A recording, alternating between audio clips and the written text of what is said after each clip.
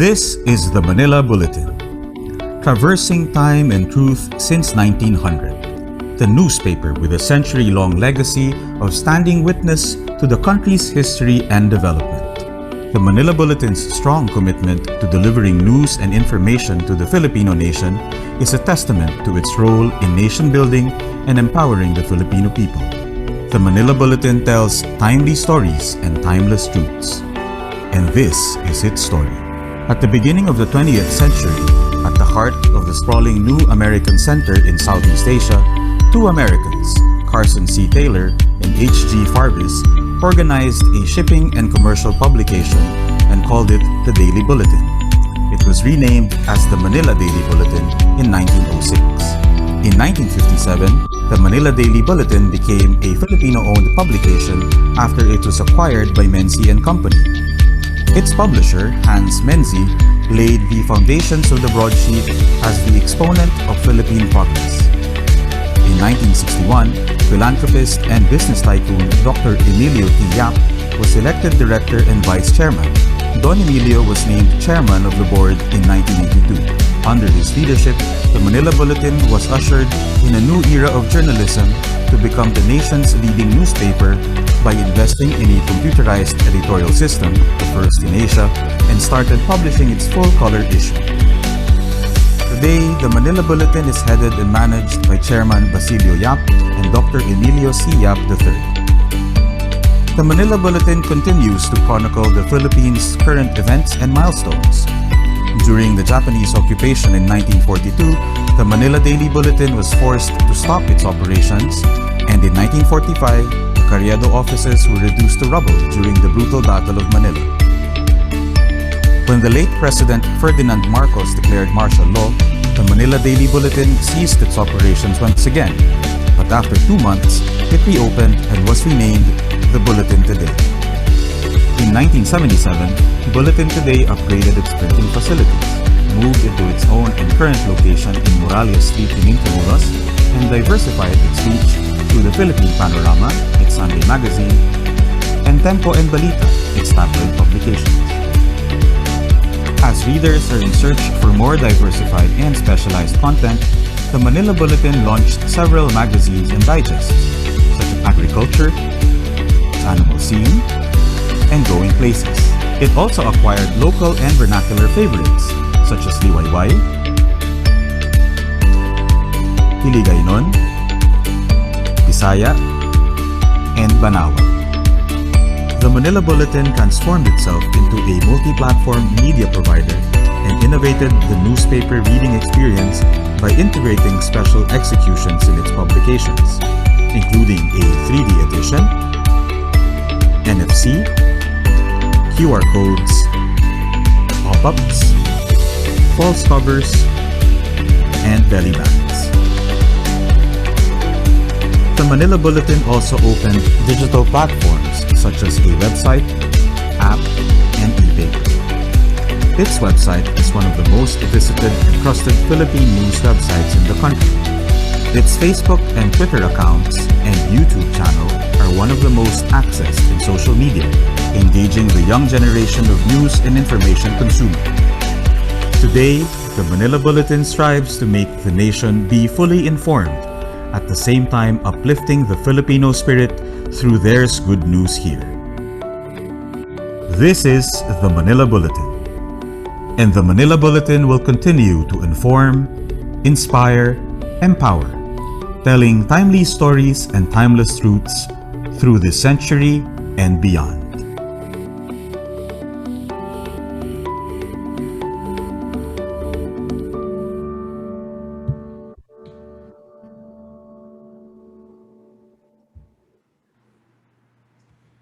Hello and good morning, everyone. Welcome to Dreams of Cake and Ice Cream, Coping with Hunger in World War II.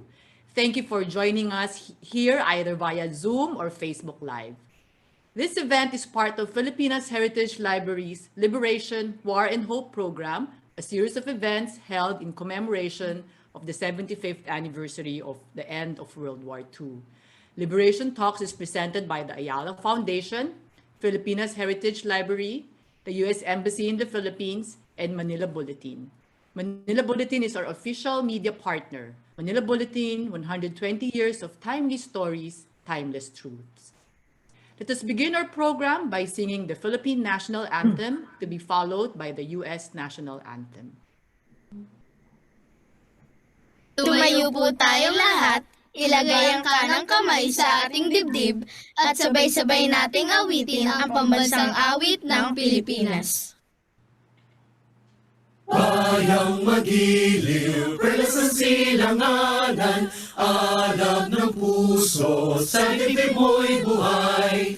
Lupang hinirang, tuyang ka ng magiting, sa manlulupi, di ka pasisiil, sa dagat at bundok, sa simoy at sa langit mong bughaw. May dilagang tula at awit sa paglayang minamahal, ang kisap ng watawat mo'y tagumpay na nagniningning, ang bituin at araw niya kailan pa may di magdidilim. Lupa ng araw ng walhati pagsinta, buhay langit sa piling mo.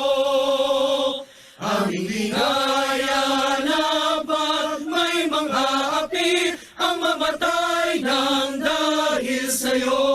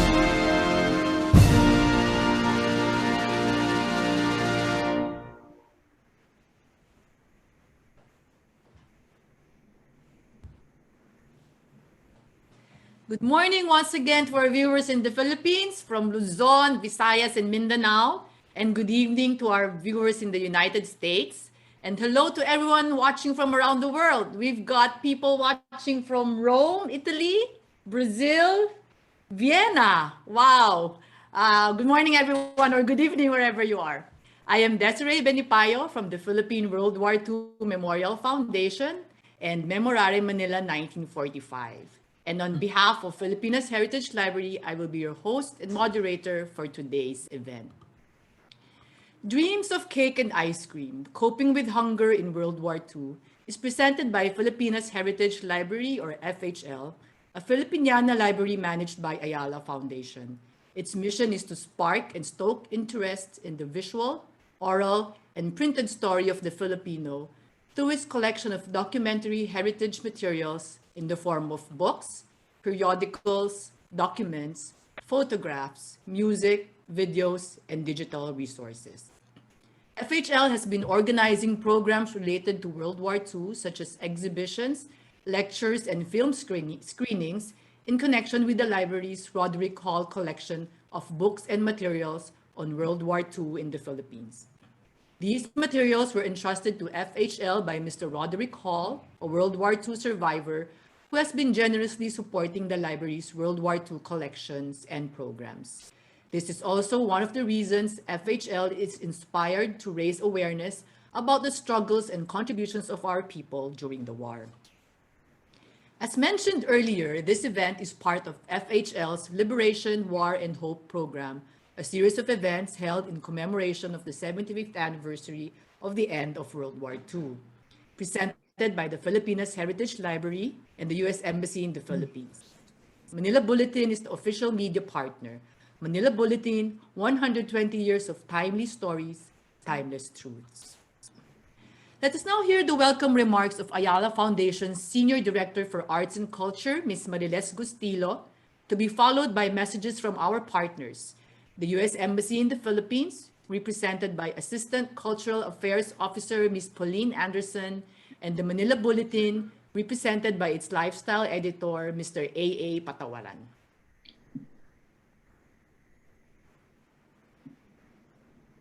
Good morning and welcome to the lecture, Dreams of Cake and Ice Cream, Coping with Hunger in World War II, featuring esteemed cultural historian Felice Santa Maria and moderated by Desiree Benipayo. This lecture is the second in the series of Liberation, War, and Hope, a project of the Filipinas Heritage Library in partnership with the United States Embassy in the Philippines to commemorate the 75th anniversary of the end of the war. Since 2015, the Filipinas Heritage Library has been commemorating World War II with month-long exhibitions and lectures every February, drawing thousands of people to come, see, and listen. Inspired by the Roderick Hall World War II collection of over 2,000 books, publications, and films, the commemoration is a commitment in keeping with the donor's wishes, who is himself a World War II survivor, to ensure that the learnings from the war are not to be forgotten and, most importantly, not to be repeated. Today, Felice will review Philippine food culture in the years leading up to the war and during the war itself, and more specifically, the role of women in mitigating hunger and boosting public morale. As we face the challenges of the pandemic today, may this be a reminder of the power of the human spirit to overcome. Thank you once again, and good morning.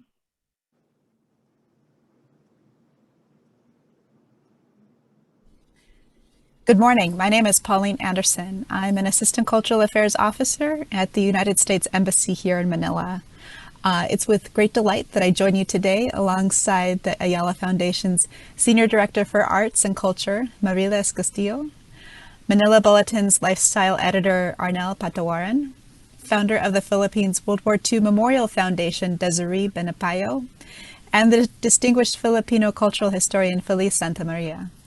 I would also like to acknowledge the Filipinas Heritage Library team, led by Ms. Suzanne Yungpanco, whose work and dedication have propelled us to continue conducting virtual programs such as these in lieu of our planned in-person engagements to commemorate the 75th anniversary of the liberation of the Philippines. Today, as the world bears witness to the consequential threat and uncertainty brought by the current COVID-19 pandemic, we patiently wait for scientists to develop a vaccine.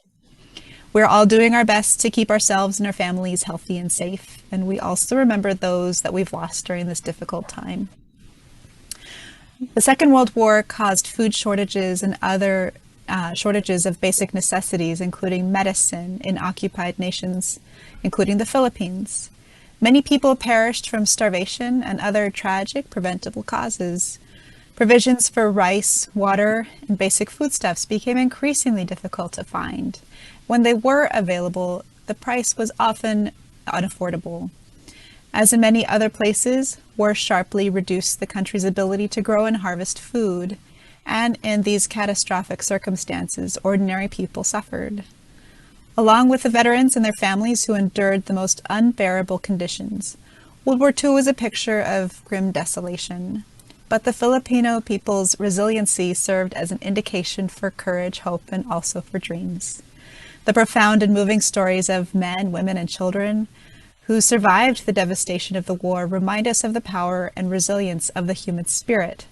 The unbreakable bond between Filipinos and Americans that was formed during the war reminds us that together we can overcome the most difficult of times. Immediately following the war, Filipinos and Americans began rebuilding. And the key to that rebuilding was the preservation of knowledge and education of our youth to fulfill the promise of a better future. On September 26, 1945, just after the war's conclusion, Dr. Jose Reyes, then President Osemeño's cabinet secretary, delivered the principal address on behalf of the Philippine president to open the first U.S. library in Manila under the auspices of the then called Office of War Information, which was later known as the Information Service. That library, well known before as the Thomas Jefferson Information Center, continued to be a center for learning and cultural exchange, and a testament to the endurance of the U.S.-Philippine friendship. Together, Filipinos and Americans endured the trauma and hardship of World War II, and together we worked to rebuild, growing ever closer as we did. The alliance of our people, forged during World War II, continues to unite and inspire Filipinos and Americans. Today, we remember and pay tribute to the soldiers and civilians who bonded together 75 years ago to become allies for freedom. We honor their sacrifice and courage by remembering their stories, learning from their experiences, and taking our relationship forward as friends, partners, and allies. Because together we can overcome any challenge. Reflecting on our shared history and sacrifice at events such as this one strengthens my faith in the continued promise of the U.S.-Philippine relationship. Thank you. Maraming salamat.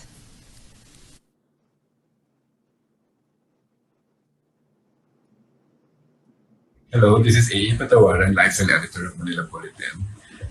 History is no more important now than ever before because we are moving to a new era, the fourth industrial revolution, the new frontier, you might say, another great migration. The ongoing pandemic has hastened the digital shift. Although we have in the last decade or so anticipated this move, we were caught somewhat unprepared, and the great pause brought about by the lockdowns around the world has been a big blow to a big part of our lives, of the way we live, economically, socially, personally, and culturally. That is why it is important to commemorate milestones like this, the 75th year since the end of World War II. Thanks to Ayala Foundation, the Filipinas Heritage Library, and the U.S. Embassy, and their partnership with us here at Manila Bulletin, a witness of Philippine history, itself a historical specimen, a 120-year-old institution, we are refreshing our now distant yet familiar memories of the past from a perspective of a dream. Dreams of cake and ice cream, coping with hunger during World War II. I'm also happy to introduce today's featured speaker, my friend and food historian Felice Santa Maria, a living icon because of her vast knowledge of who we are, who we were, and who we might be from the lens of what we eat. You should follow her on Facebook where every post is an education. Enjoy the rest of your day, and I hope today's talk will bring power to your dreams, a tool of survival in times of war and pandemic. Good morning.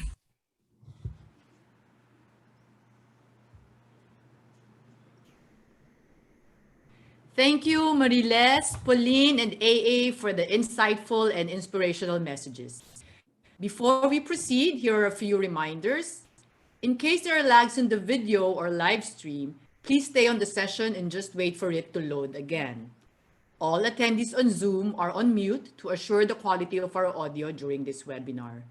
If you have questions, you may use the Q&A box for Zoom attendees or the comment section of the Facebook live stream, and we'll try our best to accommodate them during the Q&A session later. After the talk, please fill out the feedback form to get your digital certificate. Dreams of Cake and Ice Cream, Coping with Hunger in World War II, revisits links between Philippine food culture and Commonwealth-era security policies on the eve of the Second World War. Upon war's approach on Philippine shores, public health and security became the locus of food discourses and practices shaped by the prior impact of home economics on culinary knowledge. This liberation talk probes these historical connections at ground level by recounting the lives of two sisters, transitioning from the sociability of women's clubs sprung from American-style home economics to the travails of food production and distribution in wartime. Now, let me introduce our featured speaker. With a career that spans over 50 years, food historian and cultural worker Felice Prudente Sta has documented not only the Philippines' edible heritage, but the story of the nation through the ordinary and extraordinary moments lived in both private and public spaces. She's the author of award-winning books including In Excelsis, The Mission of Jose Rizal, Humanist and Philippine National Hero, The Foods of Jose Rizal, A Cultural Worker's First Manual, Essays in Appreciating the Everyday, The Governor General's Kitchen, Philippine Culinary Vignettes and Period Recipes, 1521 to 1935, and Coconut Champion, the Franklin Baker Company of the Philippines. Felice is currently a trustee of the National Museum, a member of the Board of Advisors of the Ayala Museum, and co-founder and vice president for internal affairs of the Food Writers Association of the Philippines. Ladies and gentlemen, it is with great pride and honor that we present to you our speaker for today, the one and only Felice Prudente Sta. Ms. Felice, I now give the floor to you. Good morning to everybody. Magandang umaga po sa inyong lahat. I hope everybody's seated and comfortable. This morning, I'm going to be sharing stories about how women and culinary skills helped to strengthen the country. In the 1920s and 1930s, just like today, each person had a personal comfort zone. But circumstances demand an immediate reality check. Right now, we're in the midst of the pandemic all over the world. Our countrymen and countrywomen in southern Luzon are coping with the results of the Rolly typhoon.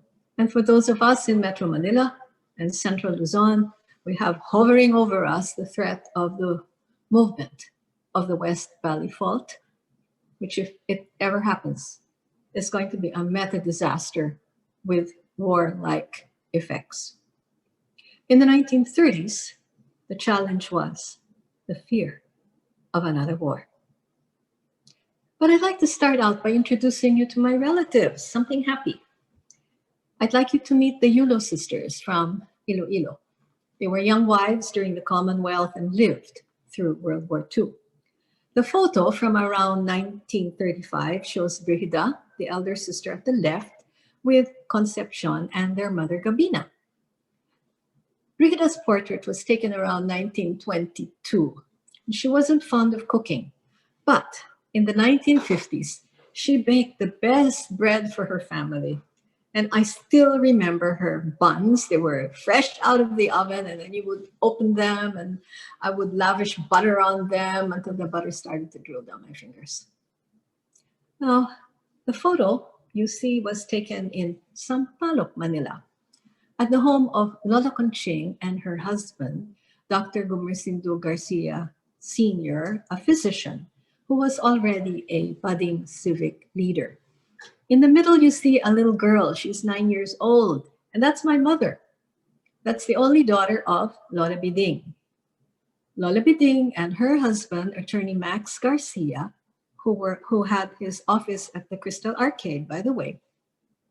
Lola Biding and Lola Max, they lived in New Manila. It was a very tight family. The two sisters married two close Negrense cousins. And they gathered at the Lepanto Street house every Sunday for lunch after church. Lola Conching served a new cake almost every time. They discussed current events. The little cousins became very close, but they drove the cook Manuel crazy when they tried to help churn the ice cream maker. And so Manuel would request Lola Gumer to please just buy Magnolia ice cream to prevent the mess. Like all of today, like all of us today, all that my grandmothers and great-grandmother wanted was a peaceful, happy life for them and their loved ones. The Yulo sisters grew up when home almost seemed holy.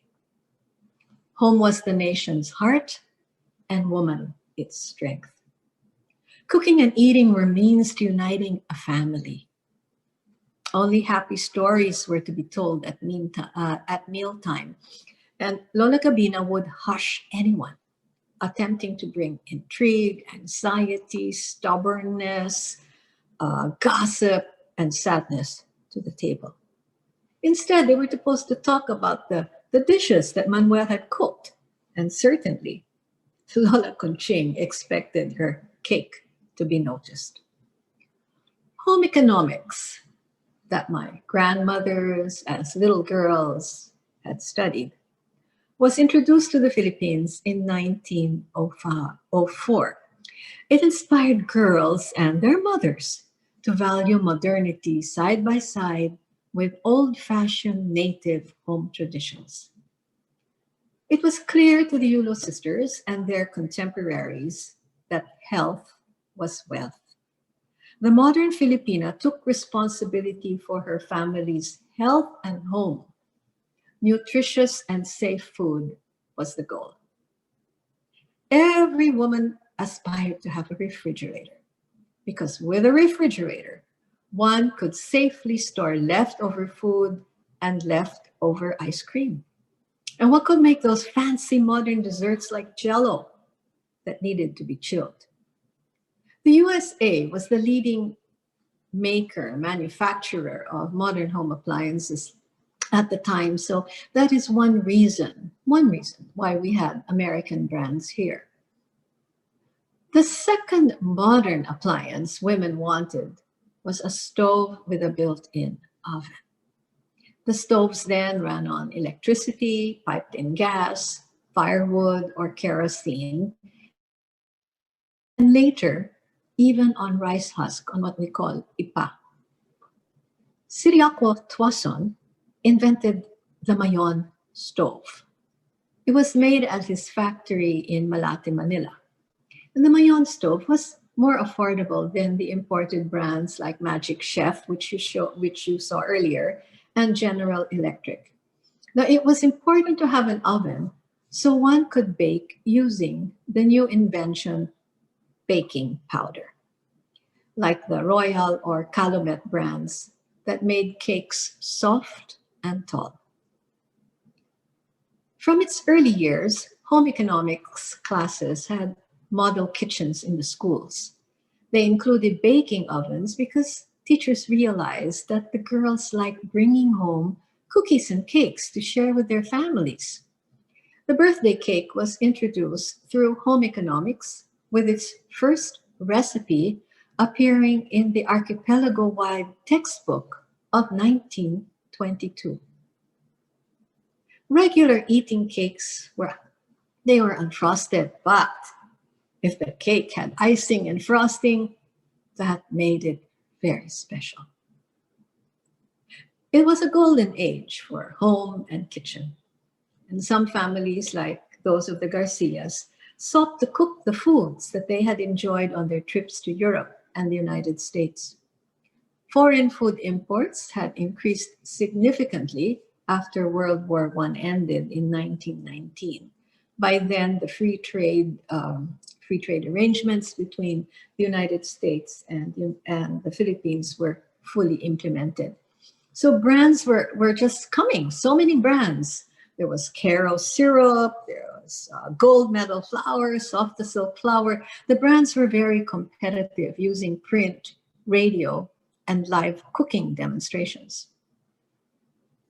Paz Zamora Masconiana conducted cooking classes at Centro Escolar.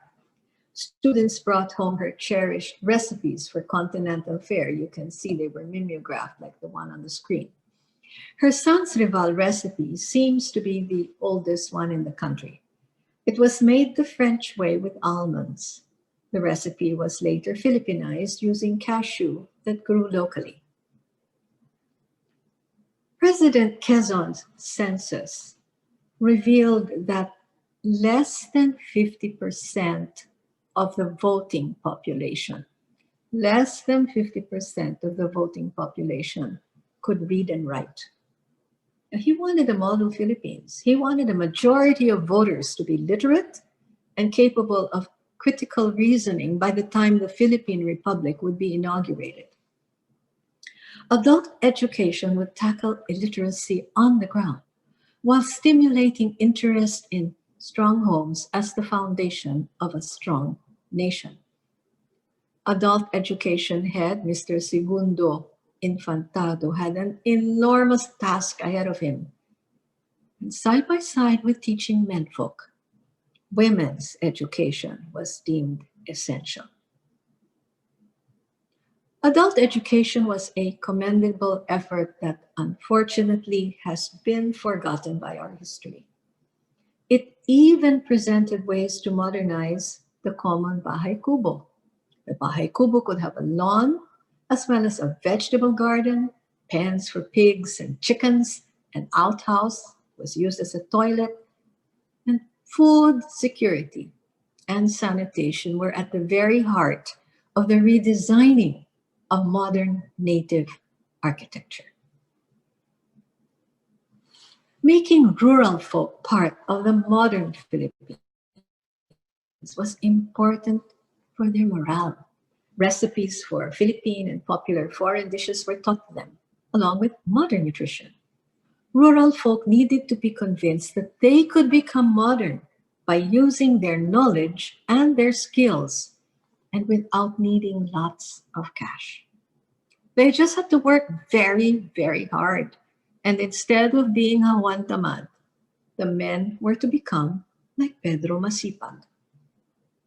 President Quezon and his leaders recognized that the majority of Filipino citizens were engaged in food production and that they lived in rural areas.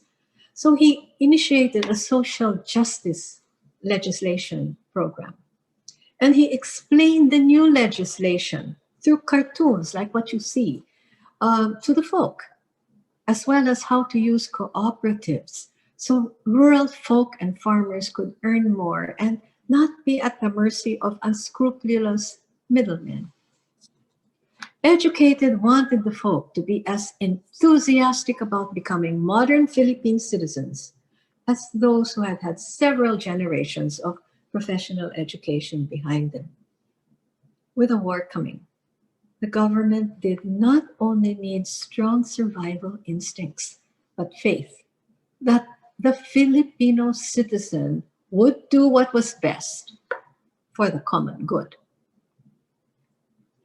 Food security became everyone's responsibility. Home economics and adult education taught food literacy.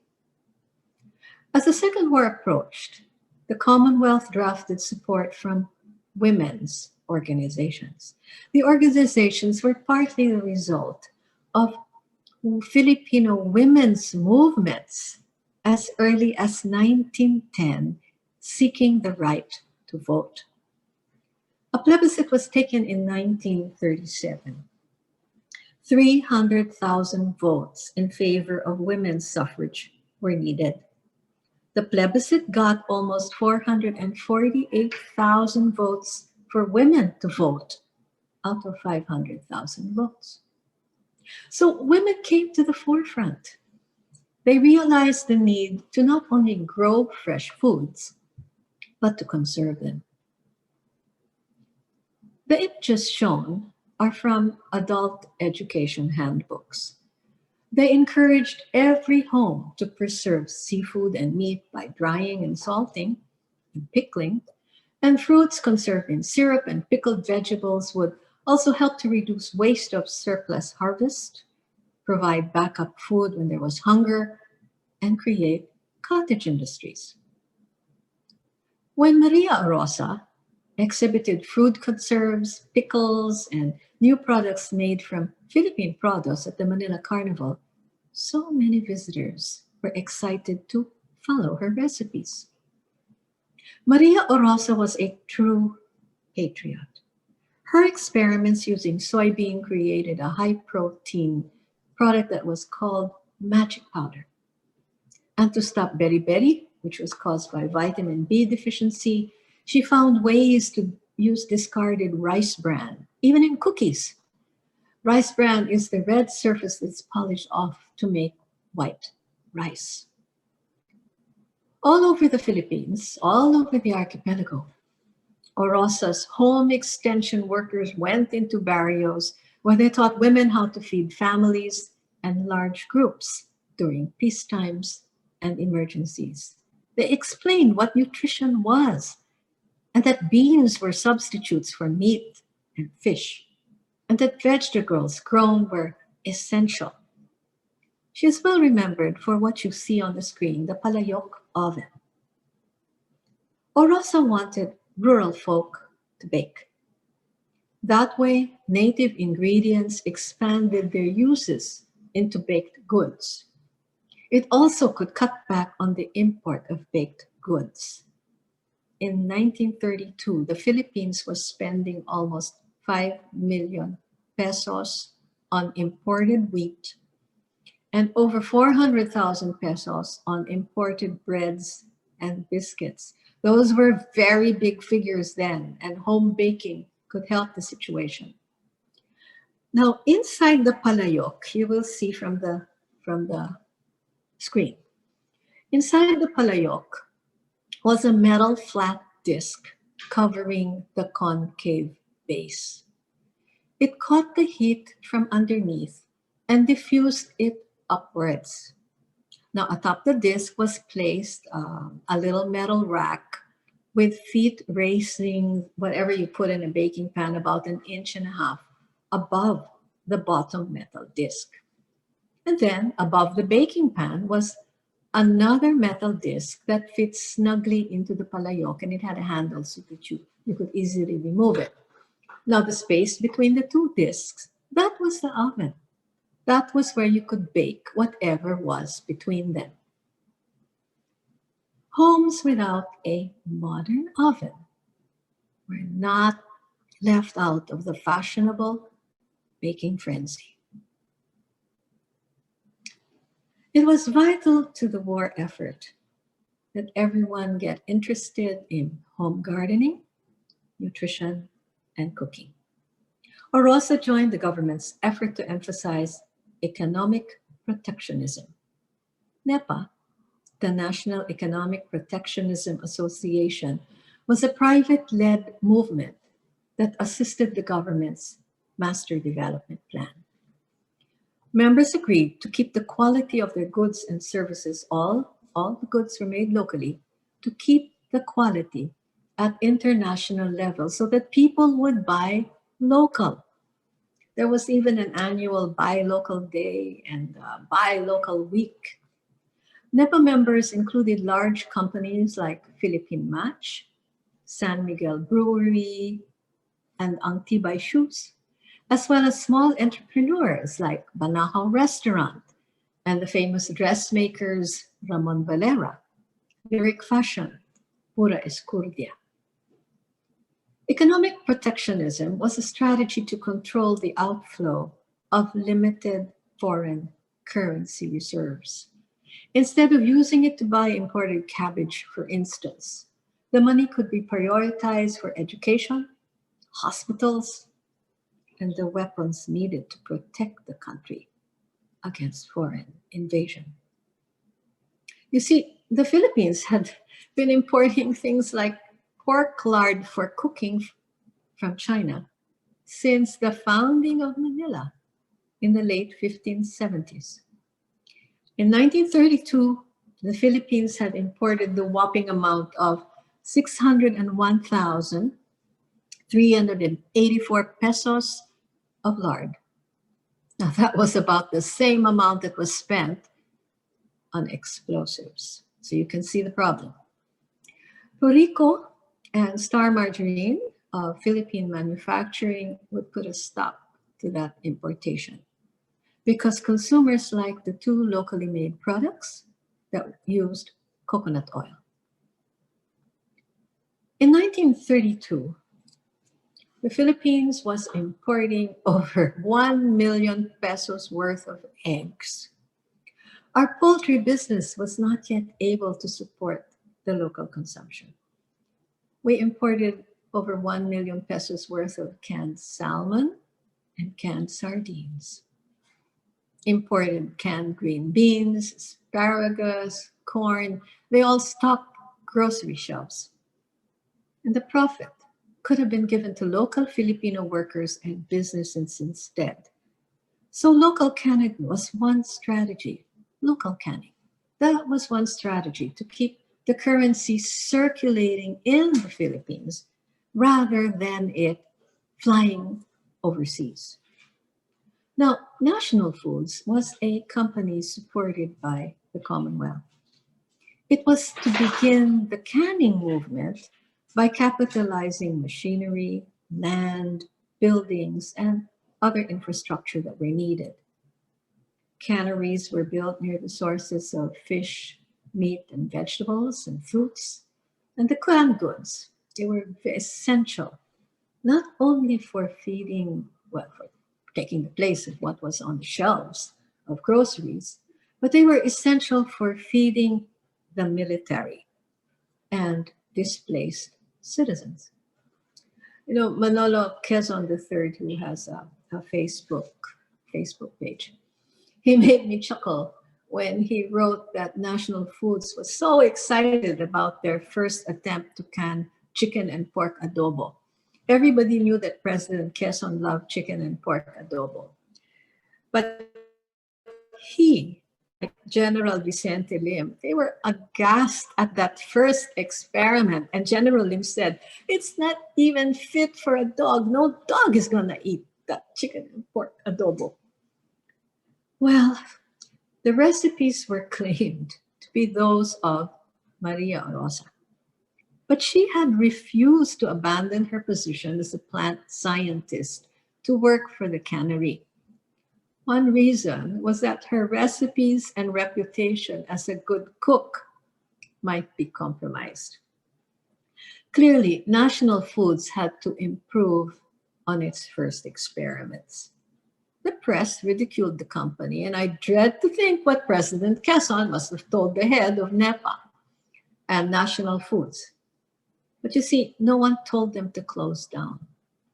It was clear that they had to step up their responsibility to make palatable, delicious canned goods. Mango was pinpointed as a profitable rival for canned peaches that were so popular in the Philippines.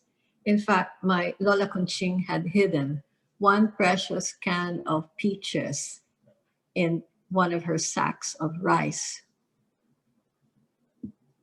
Now, feeding professional soldiers and arming them, that was top of mind at the time. The PMA graduated its first class in 1940, and when the war broke out, cadets who were still to graduate in 1942 and 1943 were called into action. All male students at tertiary level schools were also being prepared to do battle. Not having real tanks, they used, look at that, they used fabric-covered models during their war exercises. Women were strengthening their hearts for war. At that time, they only knew war from the photographs in the newspapers and the short newsreels in the cinema. Teenage girls were acquiring skills to be useful during war. Would war strike and when? No one wanted it. Japan bombed Pearl Harbor and began its invasion of the Philippines on December 8, 1941. Filipinos thought that the American troops, the Philippine scouts, the PMA graduates, that they would keep the enemy away. But they lost. To spare destruction of beautifully built up Manila, and most especially its residents, the Commonwealth government and the United States opted to declare Manila an open city. An open city meant that the enemy could just take over without any fighting. President Quezon was moved abroad to protect him, but he had created an interim government that was to do everything to prevent bloodshed. The war would test if civics education, with its home economics and health components, had indeed aided public spirit and capability. Men and women had been encouraged to join clubs, by the way, and it was a way for them to feel responsibility for others who were not members of their immediate family. Education brought barrio residents together at adult centers, adult education centers, and at cooperatives so that they could get used to discussing civic concerns and solutions. The welfare of others is a concept crucial to citizenship in action. Even before the Japanese invasion, residents in Manila were stocking food. Notice that there are really a lot of canned goods, in addition to native preserved fish. And Manilans had hoped to be able to stay at home rather than evacuate. In 1942, the Japanese already in the open city, the Japanese already in Manila, required residents to secure neighborhood association IDs. And the card was needed to be presented to avail of rice rations from the National Rice and Corn Administration. See, Manila did not produce its own food. Food had to be brought into the capital from the provinces, just like now. And upon arrival, the Japanese were already concerned about Manila's food security. The famous painter Anita Magsaysay, who became Mrs. Robert Ho after World War II, she lived in Pasay.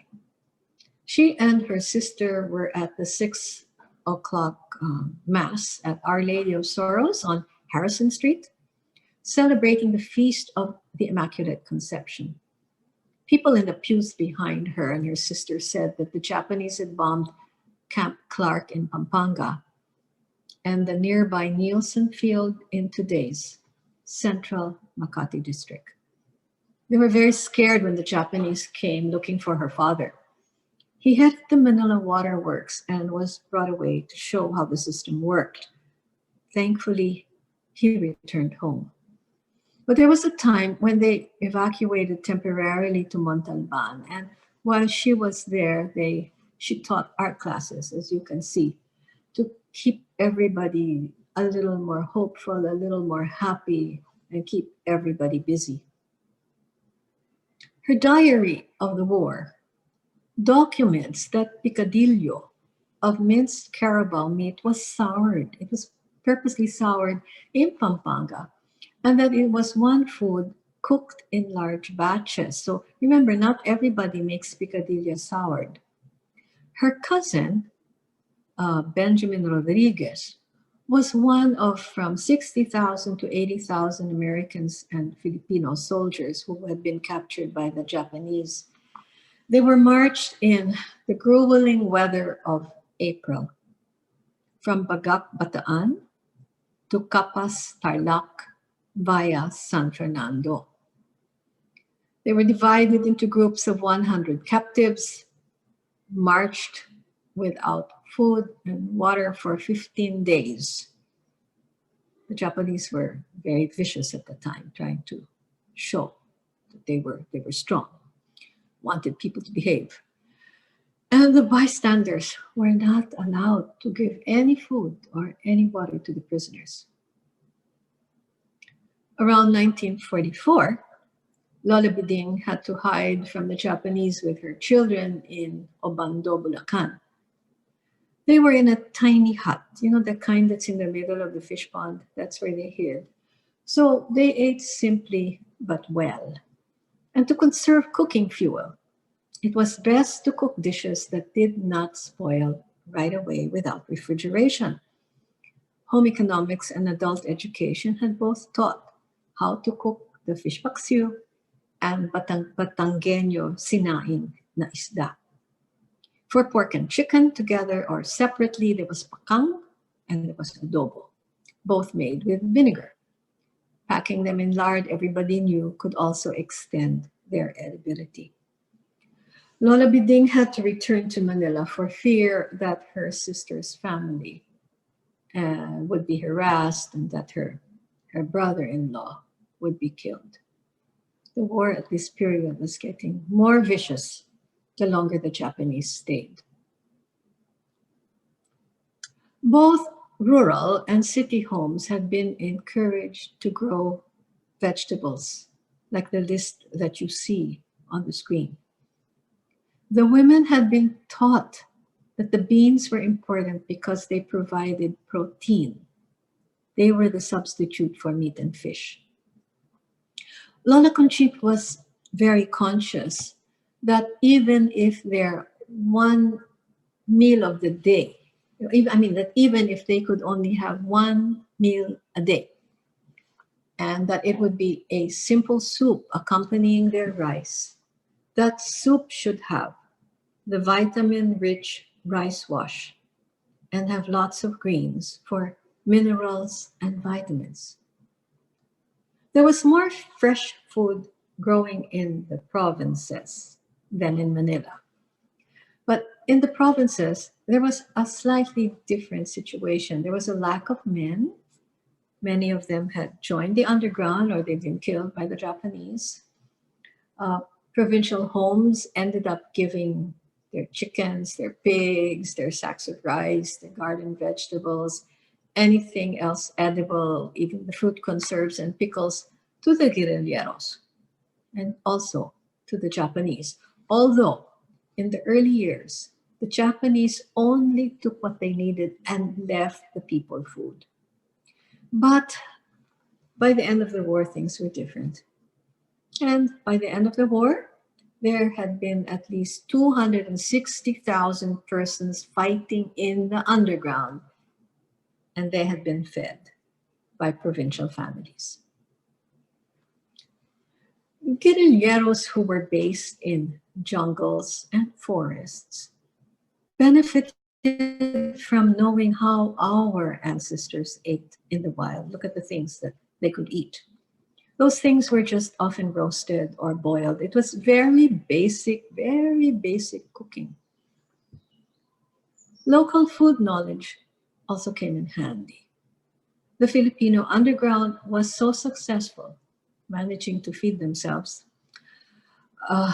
They were so successful that the end of World War II saw only 12 of 48 provinces remaining in the hands of the Japanese.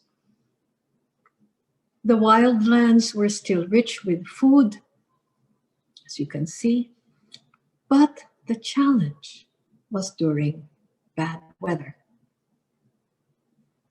A violent typhoon on December 2, 1943, destabilized the already challenged food system.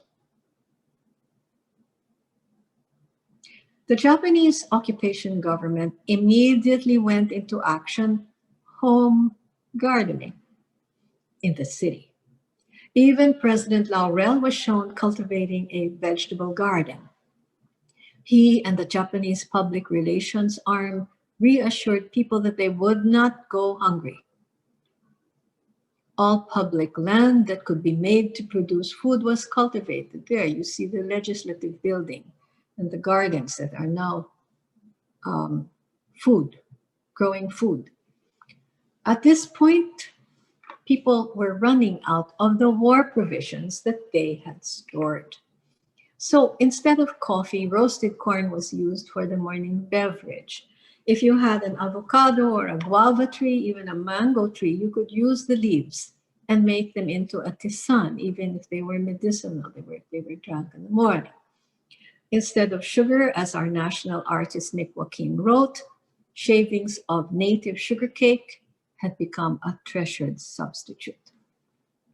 Vendors roasted the meat of mature coconut and called it castañog, a play on castañas or chestnut and coconut.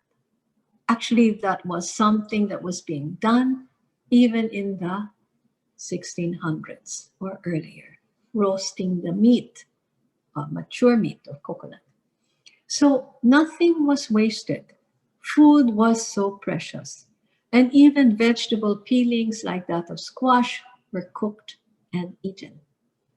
As adult education had taught, one could also take a little salted fish and use it as a flavorer. So you could just keep dipping it into the broth and you could get that fish taste. And that way, the salted fish could last for a long time. The government set up feeding programs. Manila's population was 700,000 people at the start of the war when it was declared. But then people fled after knowing that there would be an open city. So Manila was down to about 300,000 in population. And of that, already the Red Cross was feeding 100,000 persons daily at the start of the war. 2 years later, in 1944, the situation was dire. Imported rice for the people was being used by the Japanese to feed their soldiers. It was now into the third year of the war. In 1944, people had no rice. In Manila, they were standing for hours with their Japanese ID card just to get 1 ganto of rice.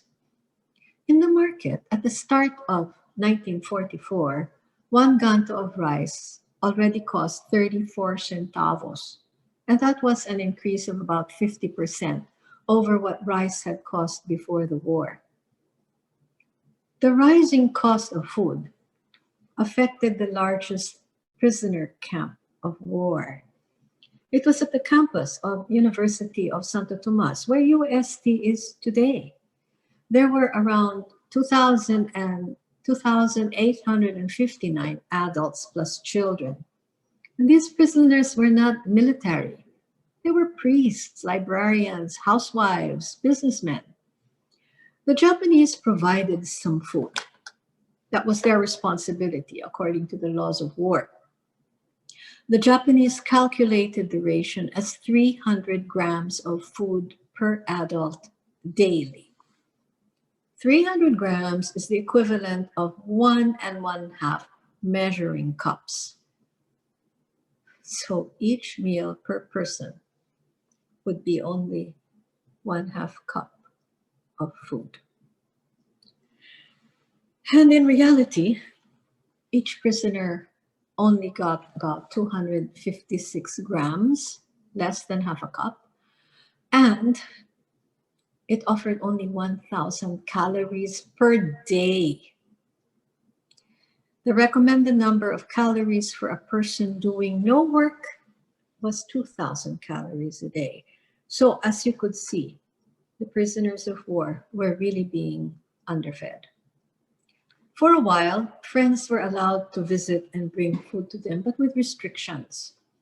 The prisoners organized themselves and for a time at the start could use their personal funds to buy banana, tomato, onion, peppers, bean sprout, egg, fresh milk, coconut. But as the war progressed, they could no longer find what they were looking for. These were key to survival. They could no longer find mungo bean. They couldn't find peanut. And they couldn't find those panocha sugar cakes that Nick Joaquin had mentioned. By August of 1944, 1 egg cost 4 pesos and 6 centavos. 1 little lakatan banana was 47 centavos. A coconut so precious, was 1 peso and 30 centavos each. So the prisoners could get very little anymore for what little money they had left.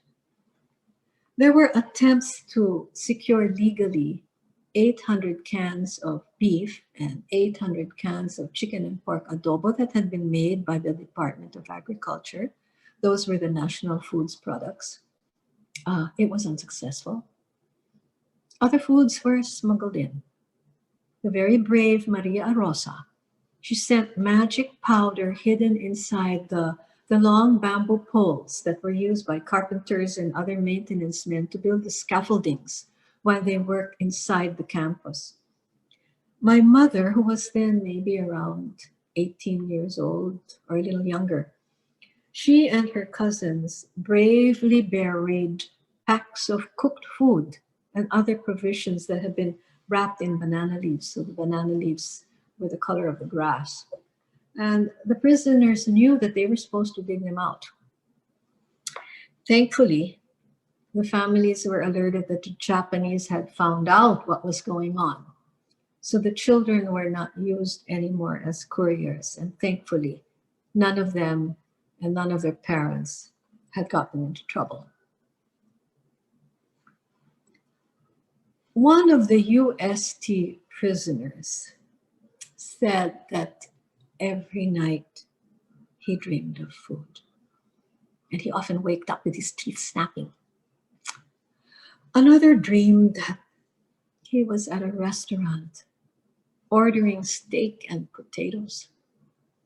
He woke up so frustrated because he didn't even get to taste the steak and potatoes in his dream. In Bilibid prison, there were also prisoners of war there, and they kept dreaming about food that they wanted to eat, to the point that the prisoners of Bilibid published a book about the food they kept dreaming about and that helped them survive extreme hunger. Many men and women inside UST spent hours talking about food, sharing recipes that they were going to cook when the war was over. The Battle of Manila would free the UST prisoners. It began on February 3, 1944, and lasted 1 month until March 3rd. Now, UST, Quiapo, and San Miguel, where Malacanang Palace is, they are north of the Pasig River.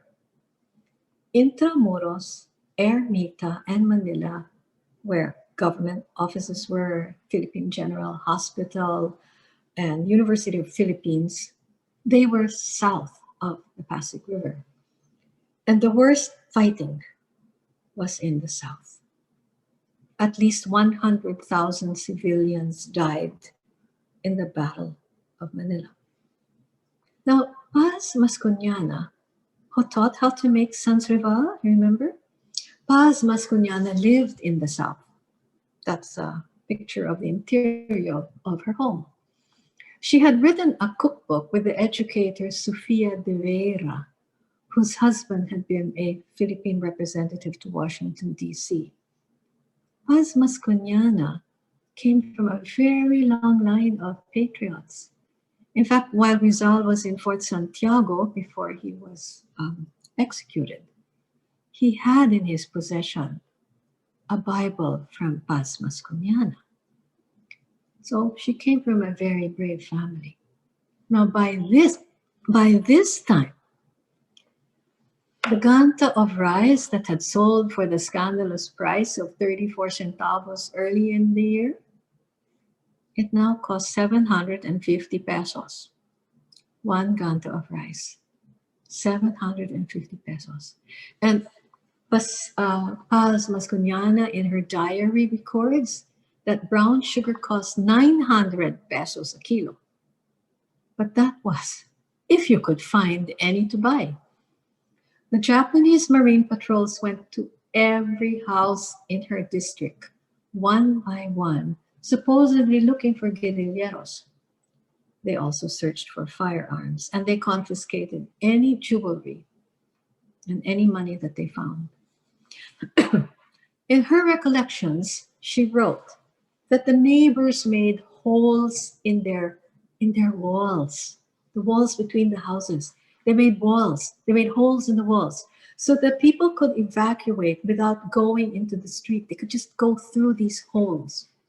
So her family prepared to evacuate, and they had a little bundle of old clothes, some canned food, and some rice. And she wrote, "We ate a dinner of boiled rice cooked on improvised stoves. We opened up some canned goods, we prayed the rosary, and we lay down on the cement floor of the garage. On February 9th, almost a week into the Battle of Manila, the Japanese had set fire to the entire San Marcelino Street, that's near Paco Cemetery. The Masconianas fed the people who were fleeing, the Filipino refugees. Mrs. Masconiana fed them balls of rice, and she would give them a couple of biscuits to tide them over. And she bandaged the wounds of strangers. And as the Masconianas went through those holes in the wall and moved from one shelter to another, there was a time when they had to abandon their food and their clothes because the Japanese guards saw them and pushed them. Now, nearby lived the Zafras. Feli, the teenager at the center, kept a war diary. She's my neighbor now. Feli and I live in the same village. Her home had also been visited by Japanese soldiers. They were looking for whiskey, Philippine island money, chickens, pigs, and worse, daragas. So she and her sisters, the dalagas, were kept hidden. The Zafras were still lucky. They had 4 petroleum cans filled with mongo and red beans that the Japanese never found. On February 10th, their breakfast was 1 tall can of salmon, almost filled with soft rice and 3 little pieces of salmon. That was shared by all 6 of them. A few days earlier, they had bought American dog biscuits from neighbors who in turn had bought them from a kind Japanese officer at a fancy price. In the wee hours of February 13th, she and her father got hit by what she described as a chunk of coal that fell through the roof. She said it felt like an iron glove squeezing her inside. Feli had been hit during the shelling. A nurse in the group fashioned a cloth plug, dipped it in iodine, and then thrust it into the wound in the dark. There was a hole separating them from their neighbor, the Wu family. And when the sun rose, they could see a pair of green trousers through the holes, and everybody was quiet. They said, "Chaps, chaps, shh, chaps." Then the man in the trousers, he started to whistle quietly, and he peered into the hole. It was an American GI. They were so ecstatic with joy that one of the men he was crying, and he tried to hug that GI. And the soldiers, be quiet and just get ready to move to the American lines. The Battle of Manila had so many casualties, including, as you can see, the legislature building and many other precious infrastructure that had been slowly being built. They were being built in preparation of Philippine independence. When World War II officially ended in the Philippines, everybody was hungry. That was on September 2, 1945. Just 11 months later, on July 4, 1946, amidst all those ruins of World War II, President Manuel Rojas was sworn in as President of the restored, independent Philippine Republic. War wounds were still open and hurting. The figures differ, but an estimated 1 million to 1.6 Filipinos, both military and civilian, died in World War II. How many were women? Still unsure. And you see, women were and remain the custodians of the Filipino home and its heritage. They would teach subsequent generations how to make the comfort foods, how to make the nutritious foods.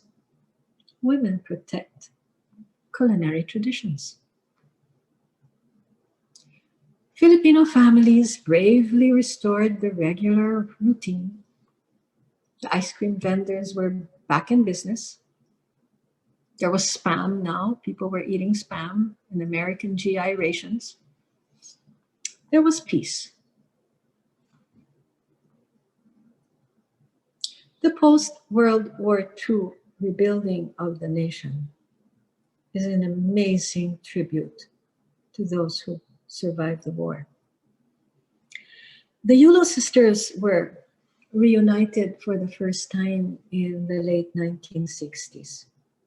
Lola Conching had been widowed. Beside her is her only daughter. So Lola Conching had been widowed, and within a few months after this photograph was taken, Lola Biding would also be widowed. But you see, those sisters were tough cookies, and they empowered their children to build their own families according to the same astute aesthetics. So, I mean, they wanted their families to build their children following the same astute ethics that they had lived by. Now, textbooks like those written by Sofia de Vera, remember Mrs. Masconiana's partner writing that recipe book? Well, textbooks like those of Sofia de Vera, they emphasized that country and citizenship were important. And while country, nation, and republic are very complex ideas to understand, everybody understood the need for everyone to have food on the table, to be able to pray without fear, and to be able to live in peace. We cannot but thank Louis and Lisa Bate. Louis and Lisa Bate, thank you so very much if you're out there. Thank you for sharing this beautiful painting of prayer at mealtime that was made by our national artist Vicente Malansala in 1978. It was so important to end with this image because home remained the heart of the Philippines as the country was rebuilding itself. And I'd like to believe that women were and still are major contributors to the Philippines and the Filipino citizens' strength of self.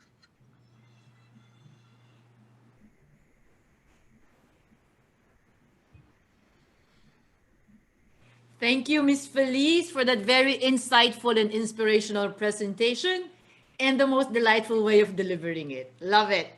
Maybe our viewers will join me in saying that we learned a lot again today. What a wonderful bonus. Our episode today is very different from our usual World War II seminars and conferences where we talk about battles, military campaigns, Japanese atrocities. For today, we focus on the food and hunger situation during the war. The role of food to human survival cannot be emphasized more than during wars and conflicts. Our gallant men in Bataan and Corregidor endured 5 months of bloody combat, succumbing only to the enemy when food ran out and disease and starvation took its toll. Many soldiers, prisoners of war, and guerrillas who wrote their memoirs almost always talked about hunger and the lack of food and must have dreamt of cake and ice cream themselves. In today's talk, Ms. Felice took us to as far back as the American colonial and Commonwealth periods and the nation's preparation to become self-sufficient and less reliant on imported food products. With the introduction of home economics and adult education, women were taught about important food preparation and preservation techniques and home gardening, which all became very handy during the war years. Most notable food scientist of this era was Maria Orosa, who produced over 700 recipes utilizing local food products.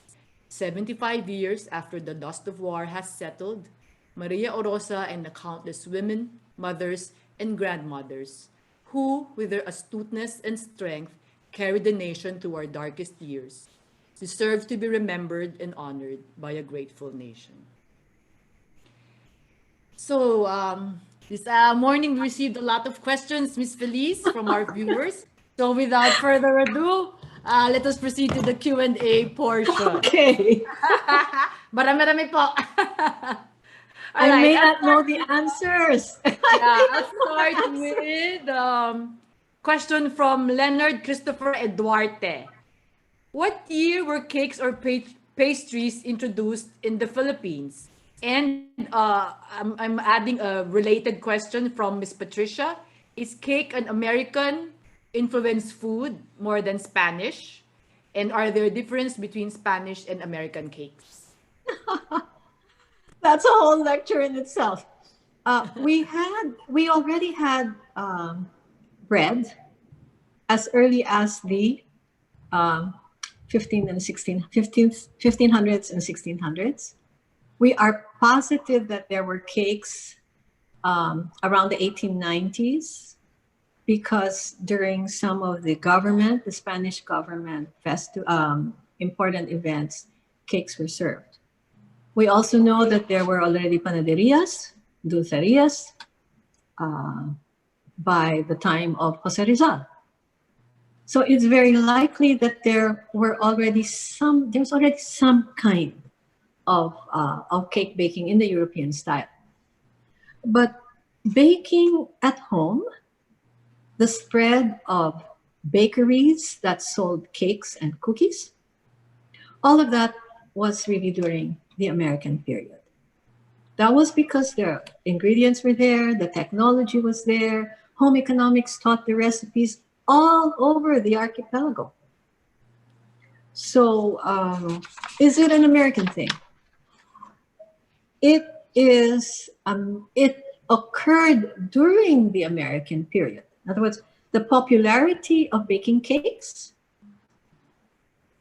by homemakers, by amateur bakers, occurred during the American period. Is it an American thing? I think it's a very Filipino thing now. We may have learned how to bake cake, from the European style of Mascuñana, the American style, through home economics. But what Filipinos have done to cakes and cookies, amazing. We've got ube cake, you have mango pies, mango cakes, ube and everything, cacao. So it's a very Filipino thing now.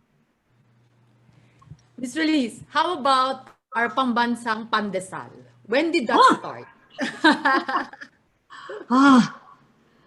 I am still trying to trace when the term pandesal meant bread. You see, the earliest mention of the term pandesal was not for bread. It was for buying salt. Said pandesal, bread of salt. And salt was sold, solid salt was sold either as a bread bun shape, pandesal, or torta de sal, like a little cake of salt. And when you look even into the mid 1800s, they don't have the term pandesal. What they have is pan. And then later, when you have more of the bake shops opening up, then maybe, I'm thinking maybe that's when it started, because now they were making pan de Vienna, pan de leche. So maybe they needed to have a some special name for the regular pan. But believe it or not, the first written description I've found of pandesal as a bread is from 1911 in the very first home economics guide, textbook and guide to teaching home economics in the Philippines. And the description of pandesal was that it was, what I remember is that it's anywhere from 3 to 5 inches long. So I guess that's what that's like that. Okay. And what made it different is that in the middle, running lengthwise, they had a slash. It was baked with a slash so that you could easily break the bread into two. And nowadays, our pandesal is quite soft when you think about it. But the observation of Alice Fuller, who wrote the textbook, said, the Filipino pandesal is like American bread, except that it is baked harder. So I don't really know what she meant. And there is no recipe for making pandesal in that textbook. So let's see what happens. I hope I'll be lucky enough to find out when the term pandesal for bread was first used. By the way, tinapay. Tinapay is the Filipino word, right? The Filipino word for bread.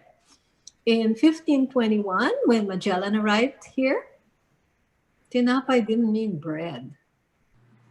It meant a certain kind of rice cake. And I have a whole story of how tinapay became bread. That's another story. There was a comment from our viewer that maybe the pandesal in the 1911 textbook was more like a monai, probably with a break in the middle and harder. Except it's really described, it was really described as kind of like a pandesal. Like yung Spanish like bread this, now. and a little high. Where monai is a little bigger, isn't it? And it's heavier. Anybody's guess. Thank you for that, Will. Thank you for that. I'll keep that in mind. Maybe it was monai. We'll find out. Yeah. It would be good to have that 1911 recipe. All right. Another question, Miss Felice, from Sydney, our viewer Sydney Yambao. Were delicacies such as pastries and cakes still being consumed at the time of the war and the rationing then? And then maybe a follow-through related question is from Janet Atutubo. Was ice cream still being made during the war? Initially, we need to understand that when the open city was declared, I think the main idea was to keep things normal, some sense of normalcy. But all the ingredients, like the ingredients to make cakes and pastries and things like that, there were still some in the groceries that remained open. And a lot of the groceries were run by Chinese Filipinos. But you see, the problem is, what will happen after they ran out of their stock? Remember, this is wartime. So we didn't have ships, trading ships with food going from country to country. The world was at war. There were embargoes, there were trade embargoes. And if there were any ships with food, these were ships of nations. These were their merchant marine ships that were bringing food to their soldiers, not to the civilians. Now, was there ice cream still being made? I haven't come across that, but I'd just like to add a little note that might interest you. When the Commonwealth started, so this is about 5-6 years before the war began, there were 46 recorded ice cream parlors in the city of Manila. 34 of them were registered to Japanese. Now, I think this might have been those Mongo con Hielo and Cascasielo parlors that had little tables and chairs, because to qualify as a, quote, parlor, you had to have a place where you could sit. And the Japanese had also become very active in making ice drop. There were about 20 ice drop businesses and about 6 ice cream businesses in Manila that were all Japanese. But then we must remember that they probably shed their civilian identity and all became soldiers. And then there were also problems, there were problems in running ice factories. A lot of things it was supposed to be normal, but a lot of things just really started to fall apart. That's why you could only dream of these things. You couldn't eat them. Miss Felice, was Magnolia an American-owned company? Magnolia No. Ice Cream? No, it was already San Miguel. I see. All right. And then I saw old pictures right after Quiapo. Is that Quezon Bridge, no? There's a big ice plant there before the war, insular ice plant or something. And then you were saying that there were many ice plants all over the country. Well, what you saw, which is no longer there, unfortunately, Yeah. some of us who are, like heritage conservators, were trying all we could not to destroy the ice. It was a cold storage. It was called a cold storage plant. And that was where the Americans could, for themselves, for the American soldiers and the first set of American civilians who were setting up the government, that was where they could store their meat. Things like their meats. And that's even where they stored their fur coats.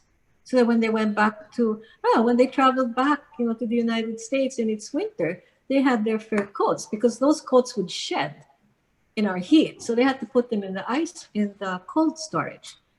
But one of the major contributions, I guess we could say, during the early American era was the value of ice and establishing ice plants, ice factories all over the country. I have a list of that. And it's wonderful to see. I have it by chronology. When a province got its first ice plant, then it could really churn away and make its own ice cream. You see. Yeah. Ice was really important. We Filipinos have a love interest with ice. Even though we go abroad, we go to cold places, we still ask for ice for our drinks, diba? Guilty ako dyan. That's right. We eat ice cream when it's snowing. Yeah. I Miss did that Sydney on a and trip. Janet, we hope we answered your questions. There's another very interesting question here from Tonette Casilla. Were there groceries and markets during World War II? Yes. And how did the rich and the poor survive hunger during this period? Was there a great differences in their lifestyles during the war? Sadly, there were differences. Okay, yes, as I said, there was this attempt to have a sense of normalcy in Manila. So yes, some of the groceries were open until their goods ran out. Yes, the markets were open. And that's why you have those stories of the bayongs of money, people carrying bayongs of money just to go when they went to the market. My grandmother even told me that, and I was laughing. I didn't believe it was true. But it did become problematic at some time because there was nothing to sell. And the poverty issue, I don't know. Some of you may have read in my previous book, The Governor General's Kitchen. There's a description there taken from the 1930s before the war of how we already had very poor, we had urban poor already. And the urban poor, they would go to the places where the restaurants were, the American and the Chinese type restaurants, and they would go to the garbage cans. And the women would try to salvage whatever was cookable. And the men would go around trying to find anything that they could recycle. So the situation that we have now is not different from the situation that we had then. It's just that now things have magnified. There's more of it. And so, yes, it was very difficult to be poor and not growing food. But you see, the war was also a leveling agent. So I'm sure, Des, I'm sure you've read many stories, and many in our audience have also read of how there was no cash. And some of the well-off families who didn't think the war was going to last this long, they would like, there was one man, he had a pipe, a very beautiful pipe, and he gave it to one of our family friends who became like a foster father to me.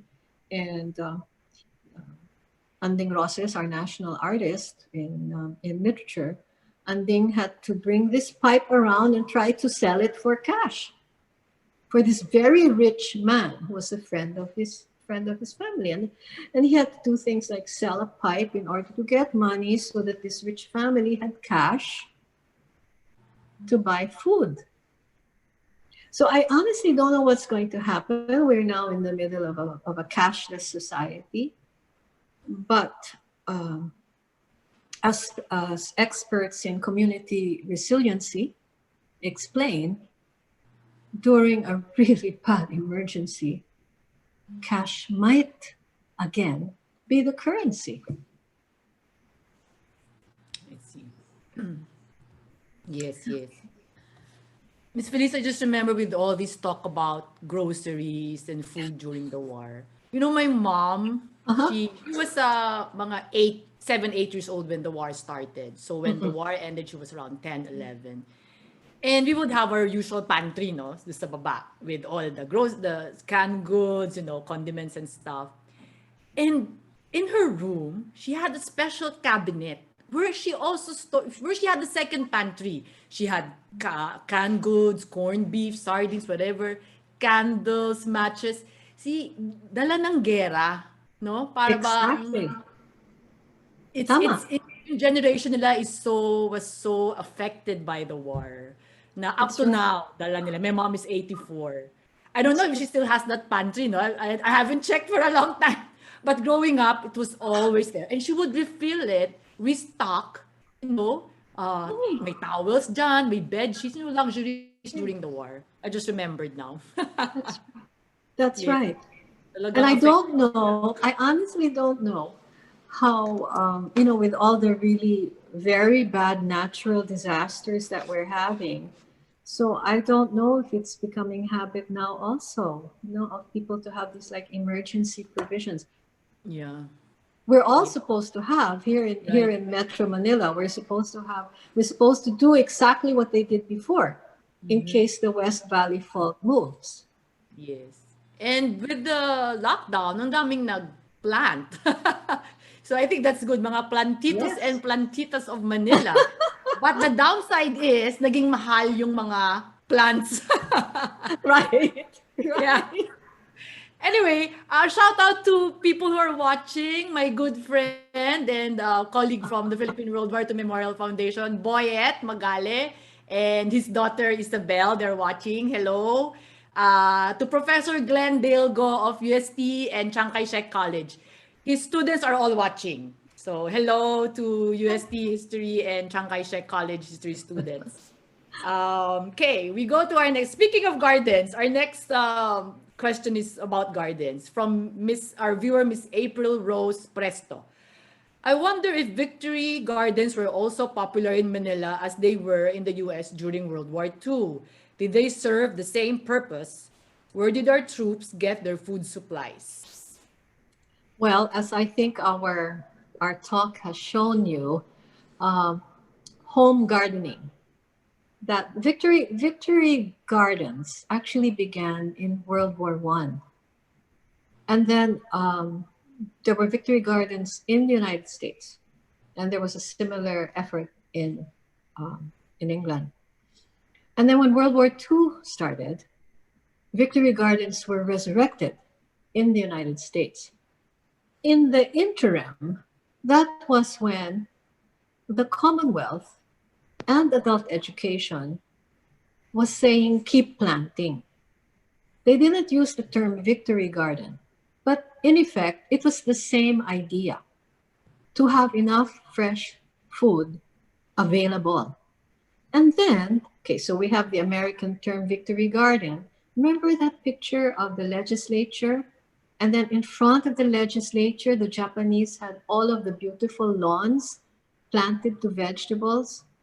That was their version of the Victory Garden. So we didn't use the term here, but the concept of every single lot, every single vacant space being planted to food, that has never left us. See, even the Japanese use the same strategy. We're using it now, isn't it? Now, in the villages, everybody's planting. Yes, yes. I can never make my pet chai grow more than an Ay. inch or two. Namamatay. Please. But my calamansi, they're all bearing fruit now, so I'm very happy. Anyway, there's a nice question here about the influence of the Japanese to our, all right, here from Miguel, our viewer. During the Japanese occupation, were there also food practices or sensibilities we got from them, or any that arose because of their presence? Food. Well, in honesty, I don't know if there's any Japanese food eaten during World War II that continued being eaten by Filipinos after the war. What I do know is that sukiyaki was already known even during the Commonwealth, and in the adult education brochure, sukiyaki was one of the recipes that was taught. It was one of the international foods that was taught. Mm-hmm. So the Japanese presence, I have some of the stories about the Japanese presence in food coming out in my forthcoming book, which is called When Mangoes and Olives Met. So that is the food story from 1565, well, actually 1515 up to 1945.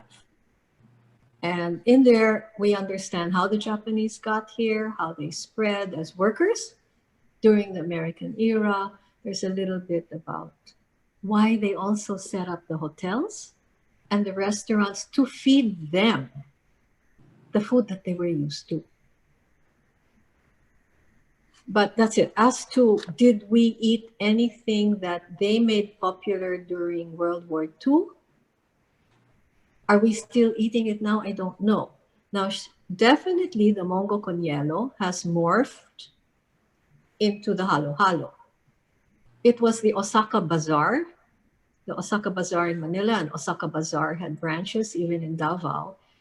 And when they arrived in the Philippines, the Asahi ice scraper, I don't know if there's this contraption where you scrape a block of ice and you get shaved ice. So you're shaving the ice with this Asahi shaver.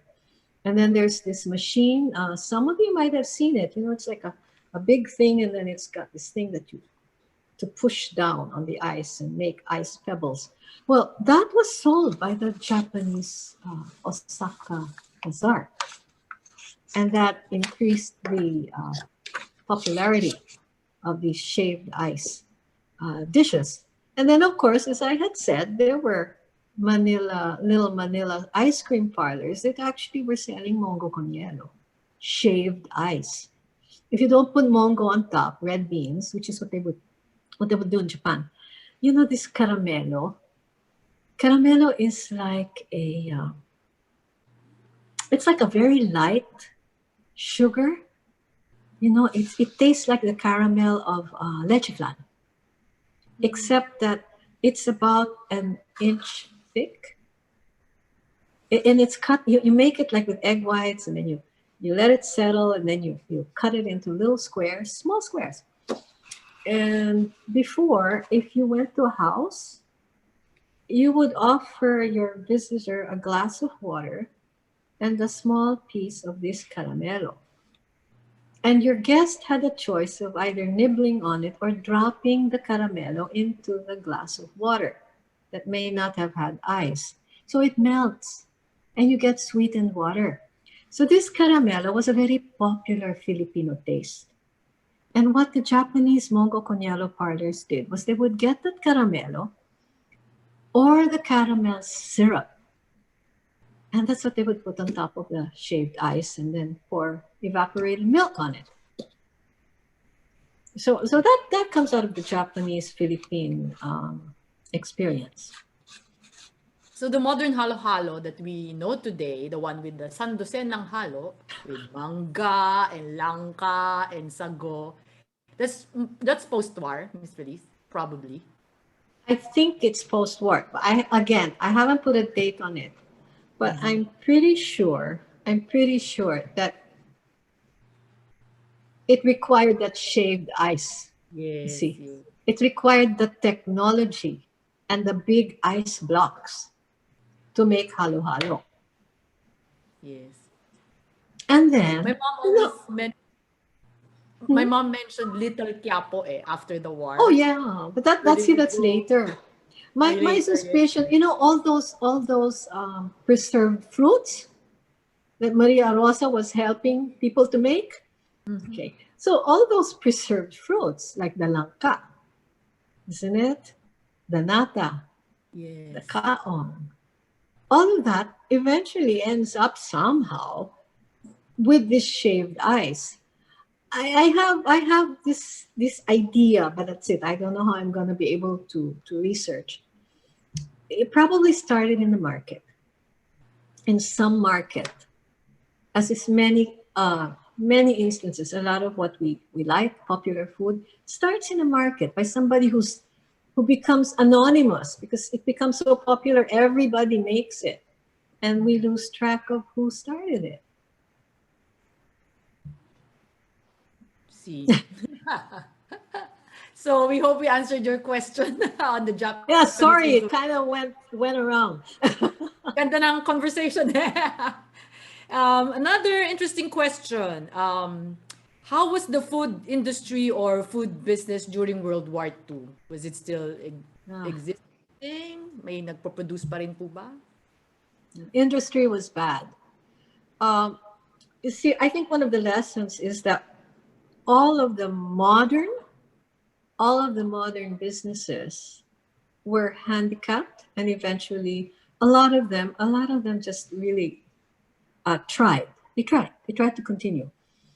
But what started to thrive were the small artisanal native food production, because they were not tied to any manufacturing. They didn't need a lot of capital, which is why during emergencies, it's back to the neighborhood. What can the immediate neighborhood, in other words, small, what you call it, the small footprint, the small carbon footprint. So you're back to your neighborhood, your immediate neighborhood, the neighborhood that you can walk to, the suppliers you can walk to, food makers you can walk to or bicycle to if you have a bicycle. That becomes the safe food supply area. Anything outside of that is a little more difficult. So we need to strengthen the community, which is why for disaster management, what they recommend is community resiliency. And that also means that immediate community. Yes. I'm looking at a very important question here from our viewer, Oli Lucas. Oh, Oli. My father told me Hi, that Oli. in prison during World War II, they ate rats. Huh. I never asked how they prepared them. And at that time, I thought it was too gross. Have you come across how they prepared and cooked rats? Well, Oli, you're my friend. And Oli, I haven't found anything written about how anybody cooked rat in the Philippines. I'd like to share a couple of stories, though, that might help us understand what they did. You know, during the Magellan voyage, so I'm talking in the 1519 to 1520 segment. This is before they got to Guam and the Philippines. They were in Patagonia. And while they were in Patagonia, I don't know why, they decided that they were going to kidnap two Patagonian natives. They called them Patagonian giants because they were rather large people. And they put one Patagonian giant on one boat, and they put the other Patagonian giant on another boat. And the one in the flagship of Magellan, he shocked everybody because he found a rat on board. And then he just, the way it's described, I think he just held it up like this and he ate it raw. He didn't clean it. He just ate the whole thing raw. So I was thinking, maybe they're really edible, more edible than we know. Well, now, moving into the World War II situation, what I have heard is two kinds. There's one where they hack the mouse, they kill the mouse, and then they skin the mouse, put it on a barbecue stick, and then they roast it. Okay. The other one that I heard is that they just knocked it on the head or whatever and killed it.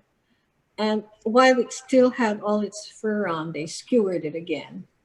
And they would singe the fur in the fire and peel off the fur and continue roasting. So honestly, I don't really know, but that's what I've heard. Oli, so we hope we answered your question on rat preparation. May we never have to eat rats. Yes. Ay, nako. Oh, an interesting question, Miss Felice. During World War II, were American food products like Coca-Cola banned by the Japanese? And if so, did they introduce substitutes for this? Like, this is from our viewer, Margot Kamaya. So she said that in Germany, they banned Coca-Cola, but instead they substituted Fanta. So that's how Fanta pala started. So was Really? this here by the Japanese? Very interesting, no? Very. Well, in truth, I haven't looked into that, but I do know that the company that was producing Coca-Cola had suspended all these, anything that had to do with the U.S. Anything that had to do with the U.S. All of those businesses were closed down, and Americans or foreigners of the Allies who were working there were all probably in UST. Because in UST, they had everything from food chemists and engineers and whatever. So there probably wasn't any Coca-Cola. Now, before the war, there were Japanese companies making things like beer and other food products. And I suppose that some of those companies were really kept going. And so you could get Japanese products. I mean, they even had, we had imported Japanese condensed milk, for instance, that was rivaling the European and the American condensed milk. So I think you're right. I should check on that, or we should get one of you out there who wants to be a specialist in food history of the World War II era. Please take note of all these questions. This can be your work. Exactly. The history students watching, this can be your thesis. No, Miss Felice? They can work on it. Right. And then, ito maganda din, Miss Felice. Leoncio Catolos is asking, how did our colonial authorities then think of our fermented foods like buro and balaw-balaw? And a similar question by Miss Jeannie Mata of our patis and bagoong. They continued. That's what I meant. That's what I meant by, while the manufactured items, all these big businesses, okay, the big businesses were needed, but the big businesses were the ones that they could not always continue. But the little artisanal places that made the vinegar and all that, they were well and alive. Now, burro, vinegar, bagoong, you can make those at home. And they even taught all of that. In case you didn't know how, they taught it in the adult education program. All right. Okay. Time is short. We're running out of time, but we have one last question for you, Miss Felice. Okay, I hope I can answer. Miss Chali Di Maano. Did the World War II generation end up having some food attachment or trauma due to food scarcity during the war? Well, I don't know about that. I have never looked into it. I wouldn't know how to measure it. That's the other thing. How would I measure the effect of trauma from food? But aside from Des's mommy storing things, as a result of World War II, there are two things I remember. All my grandparents would always say, finish all your food. Not only are there starving children in Africa, but there could be a war. And during the war, you eat everything on your plate. Okay, so that was one. That's my generation. And the other thing, it's a bit comical, but it's also a bit tragic when you think about it, was Lola Kunching. So Lola Kunching came to dislike vegetables. I think because that's all she was eating. All her soups had vegetables and vegetables. And I remember because I lived with her for a while. And our first course was always a soup. Now, so this is Visayan, right? This is a Visayan household. Manuel was still alive. And Manuel would always make us a broth with the vegetables. And I told him, Manuel, there's so many kinds of soups. Why do you have to always make vegetable soup? And he said, because your grandmother, she hates vegetables now. And she knows she has to eat them. So she insists that I put the vegetables in the soup and not put the vegetables next to, let's say, the meat viands or the fish viands. She would always say, I want to get over this vegetable thing. I really don't like vegetables anymore. During the war, all I ate was vegetables. So I don't know, would that qualify as a traumatic experience? I think it does. No? My mom would always say food was so scarce when they were in Manila, but in late 44, my lola got sick, so they had to go back to Bulacan, their farm in Bulacan. And from then down, they did not experience hunger na. Because there were really much more food in the rural areas, having their own farm and may river somewhere, ganyan. Exactly. Anyway, Miss Felice, before we go, meron pala akong very last question. But before we go, we'd like to say hi to Professor Alex Orquiza. He's an assistant professor at Providence College, Rhode Island. He's watching right now. All right, very, very last question, Miss Felice, before we wrap up. For those, marami kasi yung nanonood na students and teachers, for those who would like to learn more about this topic or Philippine food history in general, what books or articles would you recommend? That's a tough one. I actually, I'm behind. I am preparing somewhat of a working bibliography. I promised it to the Filipino food movement in Australia. And I just haven't gotten around to finishing it. But to begin with, I think you should begin by reading all of the works of Doreen Gamboa Fernandez. Doreen, she wrote about food for so many years, not only in her Old Manila Chronicle column and in her Philippine Inquirer column, but she also wrote books. Now, unfortunately, a lot of them are no longer in print, but maybe your libraries have them, or maybe some are online. There's another book with great spirit, and that's a book by Hilda Cordero Fernando, and she made that one book by herself, and it talks about folk food customs in Luzon, mostly central Luzon. So that one is also good. Um, the Doreen Gamboa Fernandez Food Writing Award, which some of us are still managing. We're now on our 18th contest. We have the first 10 years of the winners. That is in print. And recently, the last 11 to 15 years, that's also in another book. You can look up on Facebook. So you guys who are on Instagram, please, I beg of you, please. I know we're a little old-fashioned, we're using Facebook, but there is a Doreen Gamboa Fernandez Food Writing Award public page on Facebook. And you can write in, ask questions, and then we will post, or maybe I'll post after this, I'll post how to get a hold of Savor the Word. Mickey Phoenix is one of our pioneers in regional cooking.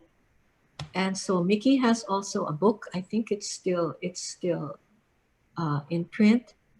You know, you can write. Why don't you write? Those who are interested, I suggest you write Anvil Publishing directly, because years ago, Anvil Publishing published all these books I'm talking about, including my own. And some of them are out of print, but I think if Anvil realized that there is a market for these books now, that there's a whole new generation of readers, and that there are people who are really doing food history seriously and absolutely need all this material, then maybe Anvil will make re-editions. In the meantime, okay, I better start writing down this bibliography that I owe the Filipino food movement of Australia. Feeling guilty already. And of course, the books of Felice Prudente Santa Maria. I enjoy the foods of Jose Rizal so much. Thank you. Check out the Filipinas Heritage Library website. Right. Ah. Right. Oh, they have a treasure trove of books for you guys. Yes. So, If I ang might, dami just pang questions, but sorry, Miss Felice. just one parting shot. You know, the books I gave you would be considered secondary sources, but it's enough to get you going. You know, enough to give you some idea of what Filipino food is all about, in addition to recipe books. But the kind of work that I'm sure the food historians out there and myself do is we go through primary material.